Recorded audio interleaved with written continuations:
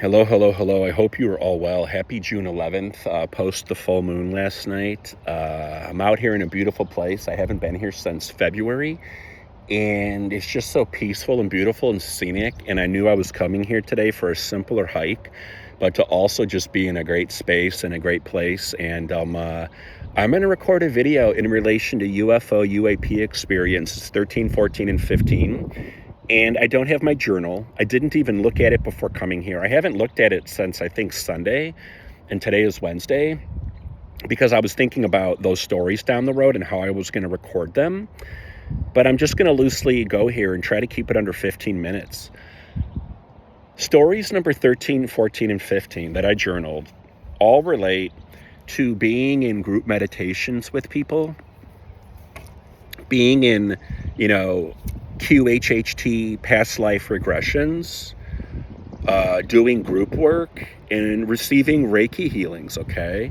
And I think you could even throw in back in the days when I was in gong ceremonies, gong sessions, gong baths, crystal bowl ceremonies, sound healing, things of that nature. I have seen hundreds and hundreds and thousands of UFOs. Wouldn't even call them UAPs. They're just UFOs. They're spacecraft. They're multidimensional beings. They're aliens, okay? And many, many times when I was able to travel within these groups with all these people holding space, or with sound that was amplified on multiple levels, like the gongs and the bowls, I was literally out in space. And I would say I was probably 25 to 50,000 miles away from the Earth, but I don't know. I'm not used to being in space.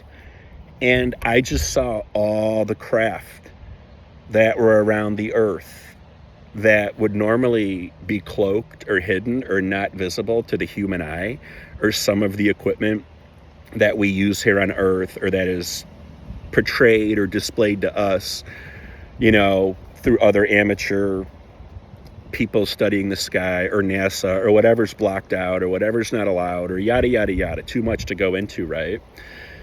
But when I've had these, what I would call retracted views from space of the Earth, there are hundreds of crafts, and they are all shapes and sizes. And seeing as how I'm so far away from the Earth, to see the whole Earth and then space around it, and then all these crafts, it's just insane, right? And I've had some of these same experiences or same views that pop up, and they've been 6 months, a year, 2 years apart. And I'm like, okay, they're just showing me this angle again, or they're showing me from, this distance again.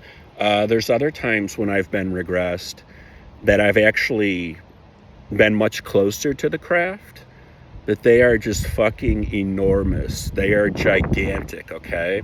And it's like if you took an office park, or an office complex, or an office building, and just tipped it. It's like maybe taking the Sears Tower or the Empire State Building and tipping it on its side, or taking a massive office park like, the Sears corporate headquarters that used to exist in Hoffman Estates by me when they moved out of the city of Chicago, and just spreading that out, all the levels, all the layers, all the buildings.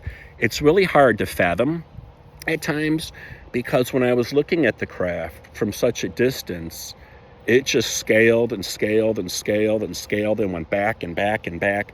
And it was like all these staircases that were just stretched out with all these windows. And of course, I couldn't see beings in there or things moving around, but I could see a very interesting spring green, a very interesting color of light. And it was between yellow and green. That's why I say it was like a spring green. And at the time, I was asked, how are they producing the light, or where is the light coming from? And I couldn't tell. But I later figured out, as well as realized from readings and movies and TV shows, this light is like a natural part of their atmosphere in the ship. And while I don't know exactly how they produce it, it just illuminates and pervades everything, because it's their nourishment. It's their source of nutrition. It's their energy. It's what they thrive on. And it's the same light and healing modalities that I use in my Reiki healings or on my hikes, because it's what I tap into, it's what I send, it's what I clear, cleanse, shoot, amplify, emit, tap into, or have seen coming out of people's blood, coming out of their cells, coming out of their DNA. It's what I'm uplifting, it's what I'm accessing, it's what I'm pushing forward and what I'm bringing forward, and it's what I'm utilizing to tap into the healing and regenerative abilities of individuals, because it exists within them and they need it. And it's the same thing that flows in nature, and it's the same things I'm seeing today or have seen in the past, or the little yellow buds that are popping up, or the fields of yellow, or just other things that I see. So I'm getting a little bit off track, and I'm already getting parched, but a lot of these UFOs and UAPs that I have seen, UFOs, are in the hundreds or thousands, like I said. And whether it's been in a meditation with other individuals, whether it's been in a Reiki healing, whether it's been in like a group ceremony, I'm just in space, and it's what they're showing me. And I know they're friendly, I know they're looking out for us, I know they're helping us, I know they're protecting us. There's other times I've seen what I believed was Commander Ashtar's ship, and that may have been one of the ships I saw in space that was just enormous. But I've seen it here on Earth in what I think was like, the Pacific islands of Fiji, or somewhere out in that way, where there's all those islands that just pop up and all those stones way out in the middle of the ocean. I don't know what they're called right now. And there's thousands upon thousands of them. And, it's like where you'd put like an evil lair for like a James Bond villain or something. But the thing is I've seen that thing land and just sit out in the middle of the ocean, and just it's completely invisible to humans and to the military and to the naked eye. But where else would this stuff come from? Why would it pop into my third eye? So it's really interesting when you see all of this, and then you watch all of these shows and everything, and they're kind of showing you a miniature version of what you've seen in the meditation or in the healing. I wish I maybe did have my journal with me, but these different places are experiences number 13 and 14 and 15. And I remember one time when I was with my teacher / guru / ex-partner, and we were doing a group meditation with some friends, people who I held above me spiritually and metaphysically with their skills and abilities and knowledge. And my partner at the time said, okay, where is everybody? What is everybody seeing? And these other individuals were working with their ascended masters and, their guides and their teachers.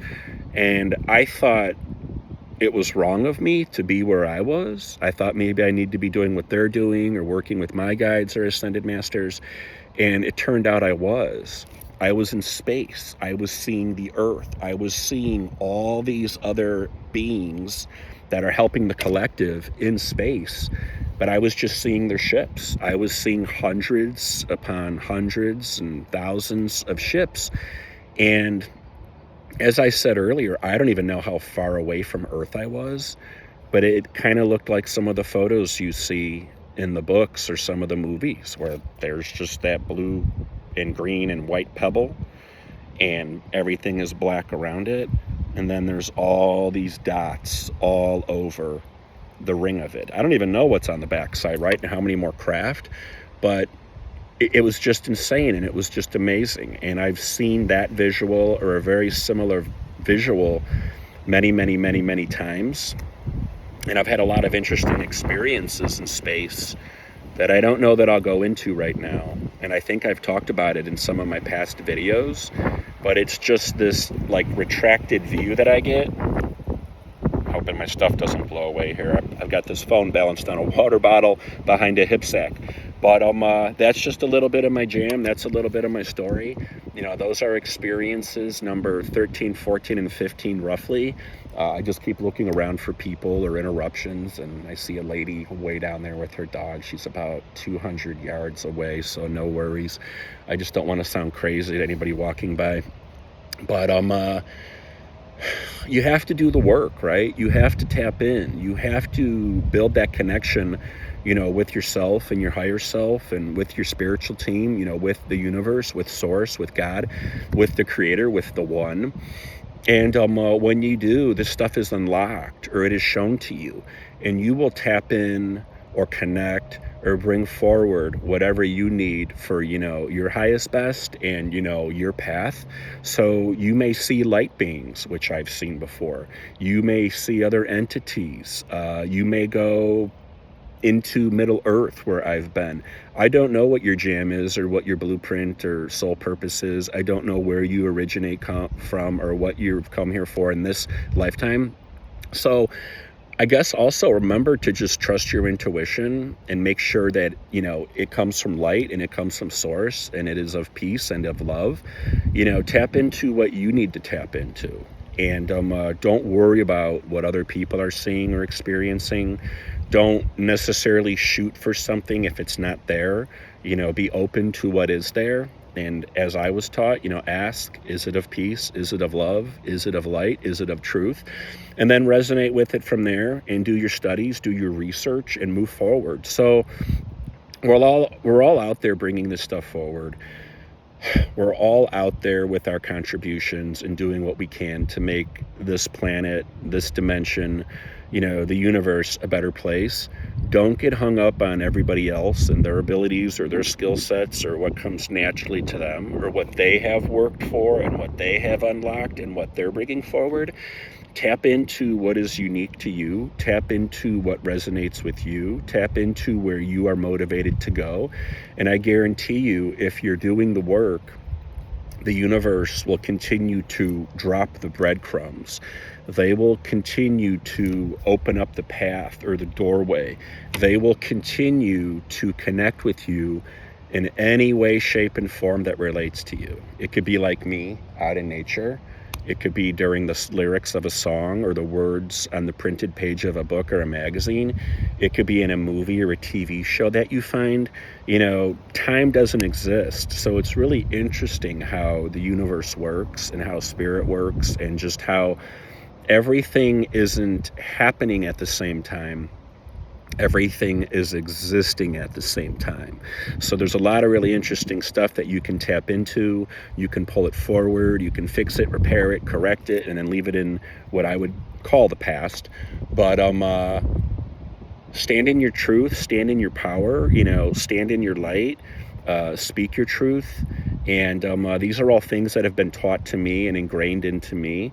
And I just bring them forward and present them to y'all if you're listening as I'm rambling here, completely unscripted. So that's going to be story number 13, 14, and 15. I don't know if there's more to that, but you get the gist of it. And find out what works for you. Is it a drum circle? Is it a crystal bowl ceremony, healing bowls? Is it a gong ceremony? Is it meditating with other people? Is it meditating in nature? I don't know, maybe it's going to church.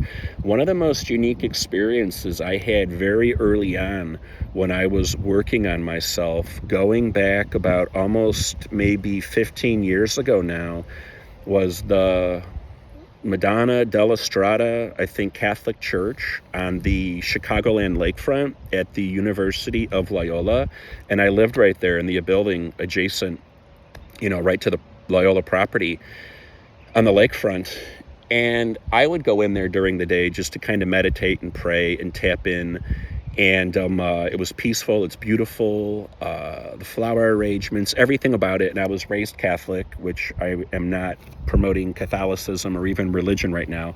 I was just starting off at the time, in my faith and going to a place that was sacred. And I was in there one day meditating, praying, listening, filling up my container with holy water, which I use to cleanse and clear and protect myself. And all of a sudden, all this information just dumped into my brain. I felt like somebody had a pitcher of water, being an Aquarian, and was just dumping all this knowledge and all this information into my higher self, my brain, my soul. And from there, everything just began. So find out what works for you. Definitely read books, watch movies, watch shows, go to conventions or conferences if you can. Definitely follow people online if they're of peace or love or light or they resonate. And the other thing is, part of this whole experience is learning about energy, right? You know, what is good energy? What is not good energy? Where does your attention flow? You know, I keep bringing it back to the basics. Is it of peace? Is it of love? Is it of light? These are things that were taught to me. And, you know, your heart knows, you know, your gut knows, your higher self knows. And if it's not right for you, just clean it, cleanse it, clear it, get rid of it, remove it, limit it, walk away from it, and do what you can to protect yourself, protect your energy, and protect your space. So I'm talking a lot. I'm getting really thirsty. UFO experiences, basically number 13, 14, and 15. Nothing was really a UAP. I know they were all UFOs. I know they're all, you know, galactic beings, multidimensional beings, light beings, you name it. And I hope this video resonates. So peace, love, and light to all of you. Have a blessed week. And thanks for hanging out with me.